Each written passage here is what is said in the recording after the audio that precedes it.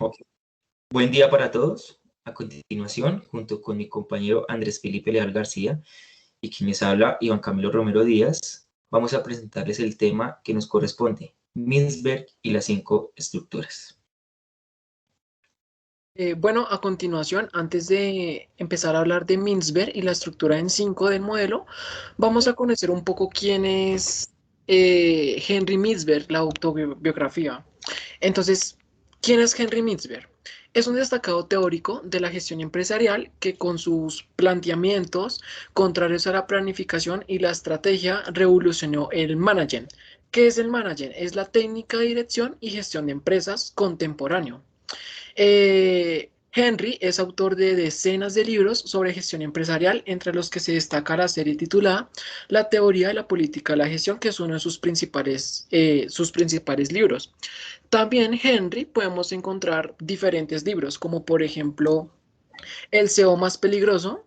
Podemos encontrar un segundo libro llamado La sociedad frente a las grandes corporaciones y la necesidad del equilibrio social. Podemos encontrar el segundo libro del SEO más peligroso y otros cuentos para directivos. Y por último, podemos encontrar la estructuración de las organizaciones. A continuación, vamos a hablar de las características del modelo. Entonces, Henry Mintzberg piensa que en el diseño de la estructura se ha de tener en cuenta tanto la armonía interna de la organización como la situación interna de la organización en la empresa. Henry Mintzberg estima que en una organización puede dividirse en 5 partes o en 5 modelos organizacionales que intentan responder a las demandas de la armonía interna y de adecuación a las condiciones de las situaciones del entorno o del ambiente de la empresa. Henry también dice que puede describir un modelo indicándonos las estructuras de la organización para que una empresa empiece a tener una guía para emprender, para guiar, para clasificar y para diseñar en el entorno del mercado. Bien, la base del pensamiento de Mintzberg gira en torno a dos premisas importantes y claves.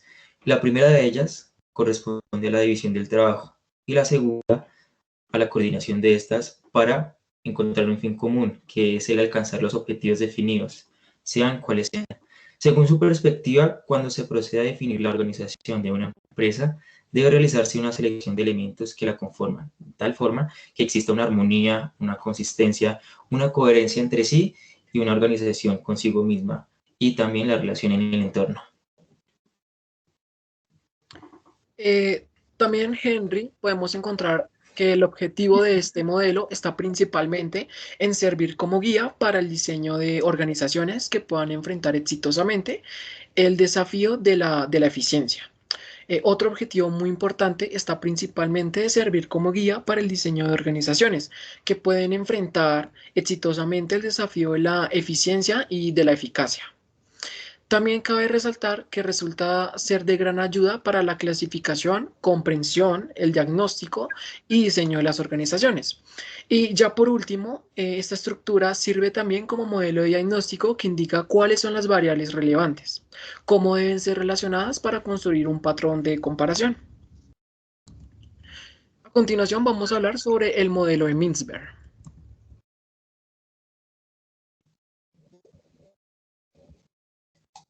Bien, cumbre estratégica, que es donde se ubica la alta gerencia. Está compuesto por el director, el presidente, el comité ejecutivo y el staff de presidentes.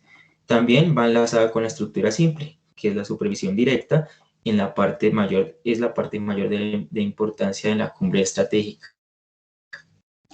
Para entrarnos más en el tema de cumbre estratégica, definimos que representa lo más alto de la jerarquía de la organización y está formada por el director y las autoridades más relevantes y significativas, que son los que toman las decisiones, así como todo aquel personal que les presta apoyo directo. A ellos se les corresponde la visión global de la empresa.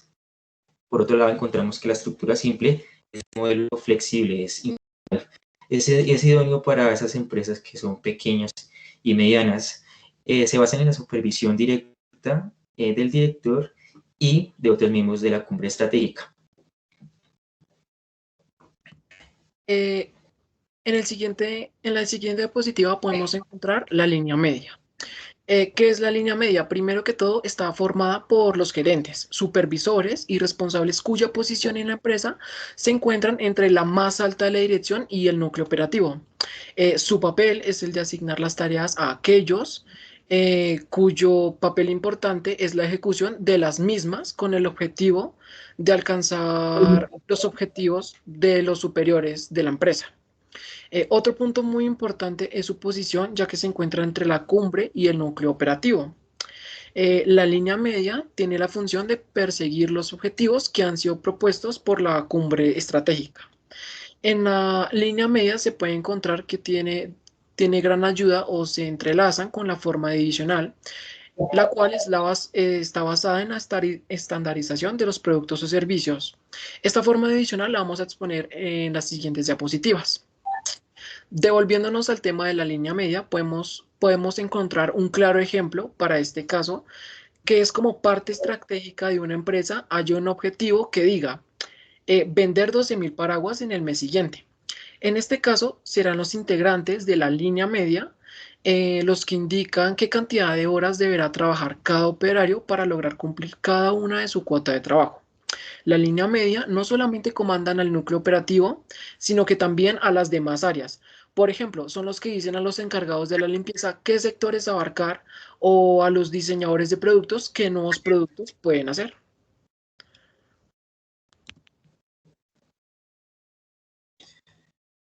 Bien, encontramos el núcleo operativo. Está compuesto por los compradores, operarios, armadores y vendedores y transportadores, conjunto con la burocracia profesional, que es la configuración en la cual se basa la estandarización y destrezas de conocimientos de los trabajadores. Encontramos que en el núcleo de las operaciones consiste en el conjunto de esos operarios que realizan las tareas de producción o de provisión de servicios, por lo que sus funciones en última instancia son los de mantener viva la organización. Y por el otro lado encontramos la burocracia profesional. La base de esta configuración es la estandarización y destrezas de conocimientos de sus trabajadores. Las universidades, por ejemplo, los hospitales, son ejemplos ilustrativos que diseñó Milsberg. En la siguiente diapositiva podemos encontrar la estructura técnica o también llamada tecnoestructura. Su papel es el de estandarizar los procesos de trabajo, diseñando su planteamiento formal y su control. Un ejemplo de este elemento es el Departamento de Recursos Humanos. Tiene la función de estandarizar este departamento cada proceso de trabajo utilizando los recursos necesarios para su control y la creación de su planteamiento formal. Este elemento de la estructura técnica está formado por una serie de analistas que no son directivos y no participan en el flujo del trabajo diario, sino que planifican, diseñan y controlan. En la estructura técnica va de la mano o va entrelazado con la burocracia mecánica, también la vamos a explicar más adelante, la cual en la burocracia mecánica su base se encuentra en la estandarización del proceso del trabajo. Volviendo a la estructura técnica, se pueden encontrar dos tipos de analistas, de los cuales el primer analista que se puede encontrar es el analista de adaptación. Este se ocupa de diseñar los productos o servicios que se les piden, que se le pide a los de la línea media. Estos analistas definen cómo se debería realizar la producción de cada uno de los productos, es decir, como ese paso a paso. También estudian los cambios necesarios que hay que introducir en las organizaciones. Se dice que los analistas de adaptación trabajan a priori. ¿Qué significa cuando se dice a priori? Eh, Significa que trabajan antes de que se realice la actividad, ya que son los que redactan los manuales de procedimiento antes de que se realice. Y segundo, podemos encontrar los analistas de control. Son los que controlan la actividad del día a día y el producto final obtenido, para ver si se han cumplido con el procedimiento establecido por los analistas de adaptación.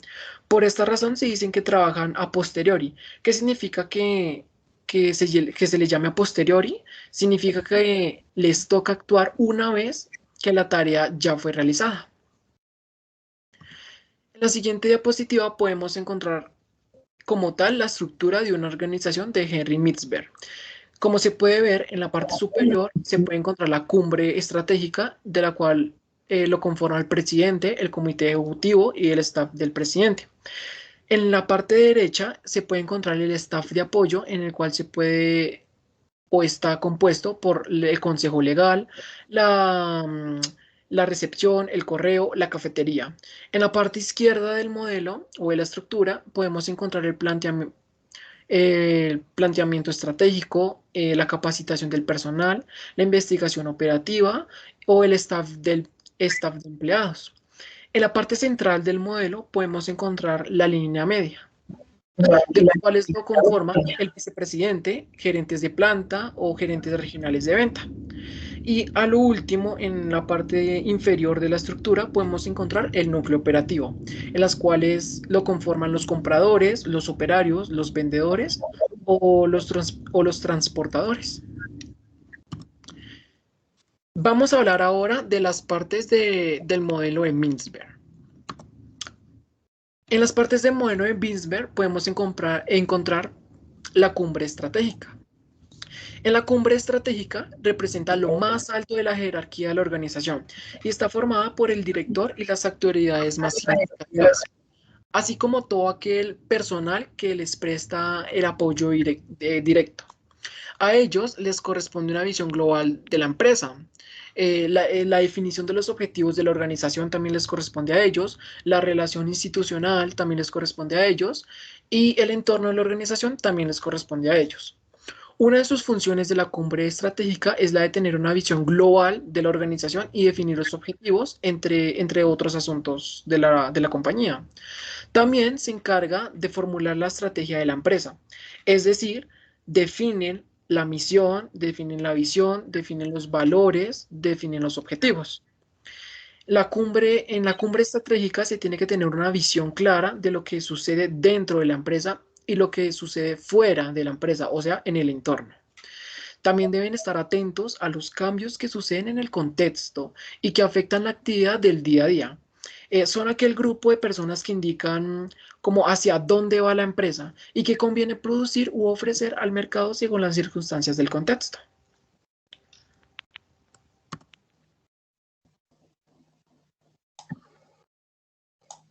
Listo. Ahí ya. Bien, seguimos con la línea intermedia. El ápice o la cima estratégica está unido al núcleo de operaciones mediante la cadena de directivos de la línea media, provistos de la autoridad formal. Dicha cadena pasa de los directivos superiores, situados justo bajo el ápice estratégico o en la cumbre estratégica, hasta la supervisión de la primera línea, que ejercen una autoridad directa sobre los operarios, construyendo un mecanismo de coordinación que denominamos supervisión directa. En general, el directivo de la línea media desempeña todos los roles del director general, pero en el contexto de la gestión de su propia unidad debe servir de cabeza visible de la unidad y dirigir a sus miembros, desarrollar una red de contactos de enlace, controlar el entorno y las actividades de su unidad a los niveles jerárquicos superiores y a su unidad. También elementos ajenos de la cadena de mando. De igual manera, asignar recursos dentro de su unidad, negociar con personas de fuera, iniciar cambios estratégicos y hacer frente a anomalías o irregularidades y conflictos. En el núcleo de operaciones encontramos que está formado por el grueso de la organización. Consiste en el conjunto de operarios que realizan las tareas de producción o de provisión de servicios, por lo que sus funciones en última instancia son las que mantienen viva la organización. Son todos aquellos operarios que se encargan de las tareas de producción o bien la de provisión de servicios. También en el núcleo de operaciones se refiere a las personas que se encargan de realizar ese trabajo esencial de la empresa. Producen, venden, realizan los bienes y servicios indicados en la misión de la empresa. Por ejemplo, si tenemos una fábrica que hace remeras, en este caso los cortadores y costureros sin duda forman de la parte del núcleo operativo porque hacen la actividad más importante que forma parte de la esencia de la empresa. En cambio, en esa misma fábrica, los encargados de arreglar los inodoros rotos no forman parte de, de ese sector. Ya si por último o por el contrario, en vez de hacer remeras, tuviéramos una empresa de servicios de plomería, los que arreglan el baño sí formarían parte del núcleo operativo. En este caso hay que tener o hay que estar muy atento a la misión de la empresa para determinar si una persona forma parte o no del núcleo operativo.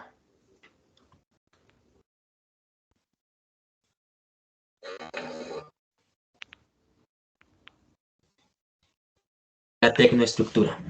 Encontramos en la tecnoestructura a los analistas que sirven a la organización afectando el trabajo ajeno. Esto solo resulta efectiva cuando puede recurrir a técnicas analíticas para hacer más efectivo ese trabajo ajeno. La tecnoestructura se encuentra compuesta por analistas que estudian la adaptación, el cambio de la organización y en función de la evolución del entorno, y de los que estudian el control, la estabilización y la normalización de esas pautas o normas a seguir de la actividad de nuestra organización.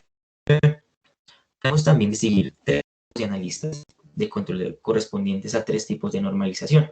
Encontramos primeramente a los analistas de estudios de trabajo que normalizan los procesos de trabajo. Seguidamente los analistas de planificación y de control que normalizan los outputs o que son esos procesos por medio de procesos directivos, y a los demás, los analistas de personas que normalizan las habilidades. En una organización plenamente desarrollada, la tecnoestructura puede funcionar en toda escala jerárquica. En la siguiente diapositiva vamos a encontrar el staff de apoyo o también llamado personal de apoyo. Este está compuesto por todo el personal y unidades que ofrecen servicios y que realizan funciones para que la organización, sin pertenecer a su estructura operacional, pueda funcionar. Un ejemplo de ello puede ser el servicio de cafetería, el personal o el personal de seguridad.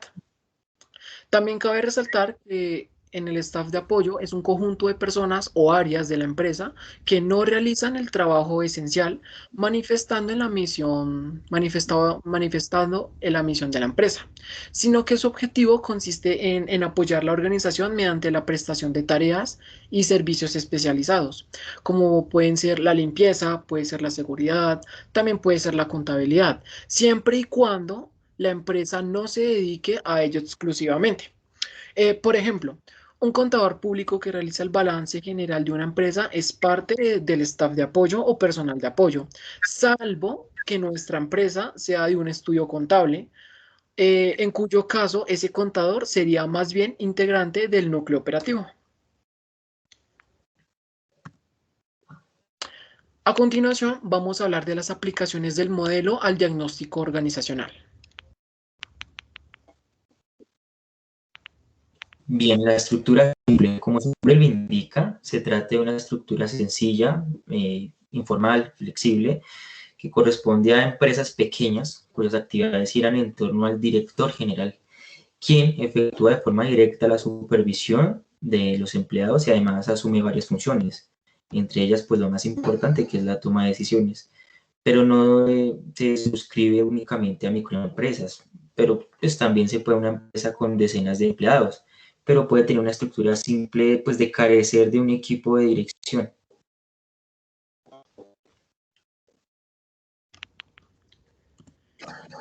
Ahora encontramos la forma divisional. En la forma divisional, una organización está estructurada siguiendo esta configuración, la cual estará formada por divisiones autónomas, cada una de ellas con unas funciones específicas coordinadas por una dirección única centralizada. En la forma adicional es una configuración que separa grupos autónomos donde cada uno de estos cumple una función específica. Los diferentes grupos están coordinados por una única dirección centralizada. En este caso es común ver este tipo de organizaciones en las empresas actualmente. También cabe resaltar que este tipo de organizaciones se ven en empresas grandes con varias sedes administrativas distribuidas con criterios geográficos principalmente, el cual es el caso de las compañías multinacionales. Podemos encontrar diferentes ejemplos como un banco, el correo o un supermercado. Estos tres son claros ejemplos donde es muy fácil distinguir a qué área pertenece cada persona, aunque a veces no es fácil. Eh, pero vamos a tomar un ejemplo. Vamos a tomar un ejemplo del correo. Cuando uno entra al correo se puede encontrar a la persona que va a atender al cliente, donde recibe el paquete. En otro lugar del correo hay una persona que se encarga de manejar la caja y de realizar los cobros del envío. En este caso también podemos encontrar un sector que son los del transporte y así sucesivamente varias divisiones o varios departamentos. Se dice que el área más importante es la línea media, porque en general estas personas son las encargadas en el tipo de organización del correo, ya que son las que toman las decisiones más importantes. Un mecanismo de organización del trabajo que utiliza la forma divisional es la estandarización de los resultados, porque no hay una manera de cómo describir al empleado del correo, ya que lo más importante es estandarizar al empleado, como por ejemplo que me atienda rápido. Trata de como de estandarizar al empleado, ¿no? Se enfoca más en el empleado.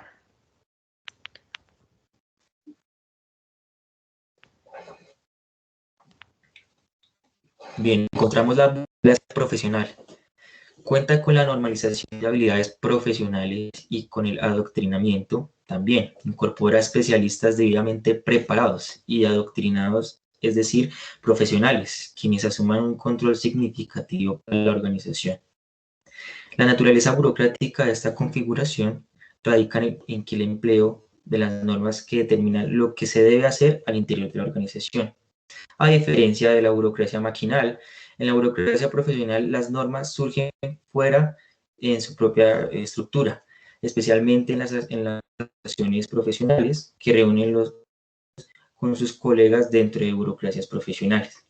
Así, Misberg pone como ejemplos de burocracia profesional a las universidades, a los hospitales, a los centros escolares, las empresas de contabilidad, por ejemplo, y de producción artesanal. Todas ellas cuentan con profesionales que tienen las habilidades y los conocimientos para producir los bienes y servicios normalizados.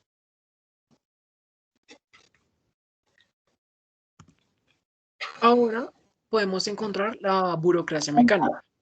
Este modelo, cuya base se encuentra en la estandarización de procesos del trabajo, busca reducir hasta el máximo exponente toda incertidumbre mediante un control burocrático exhaustivo de sus procesos. También se asocia con empresas cuyo trabajo es repetitivo, rutinario o por regla general simple. Suele asociarse a organizaciones cuyo trabajo es simple y repetitivo, el cual está y se basa en la estandarización de los procesos, reduciendo en su máxima expresión los elementos que generen incertidumbre. Para lograrlo, emplean un control burocrático y exhaustivo de todos los procesos de trabajo. En la burocracia mecánica, Misber señala que con gran evidencia empírica, cuando mayor es la edad de una organización, más formalizado es su comportamiento. De modo que una organización con burocracia maquinal no suele ser una organización joven. El experto Mintzberg señala y subraya la existencia de una obsesión por el control en todos los niveles jerárquicos, buscando la eliminación de toda incertidumbre para que la maquinaria burocrática funcione bien. En la burocracia mecánica, a este tipo de configuración pertenecen las oficinas de correos, las agencias de seguridad, las empresas, eh, las empresas siderúrgicas, las prisiones o las líneas aéreas o los grandes fabricantes de automóviles. En la burocracia mecánica, la parte más importante es la tecnoestructura, ya que se encuentran los analistas de adaptación, que son las personas que se encargan de escribir cómo se hace cada trabajo. Son las personas que escriben los manuales de procedimientos y en este tipo de organización donde el trabajo es muy repetitivo, existe la posibilidad de estandarización de los procesos del trabajo. Un claro ejemplo de la burocracia mecánica puede ser la fabricación de automóviles, donde como el trabajo es muy repetitivo, muy simple, se estandariza el proceso del trabajo.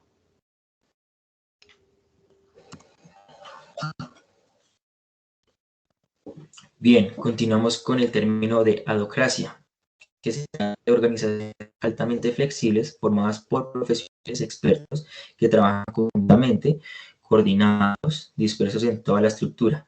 La autoridad se mueve, se traslada constantemente y genera estas formadas por pequeños equipos que maximizan su rendimiento trabajando comunidades únicas.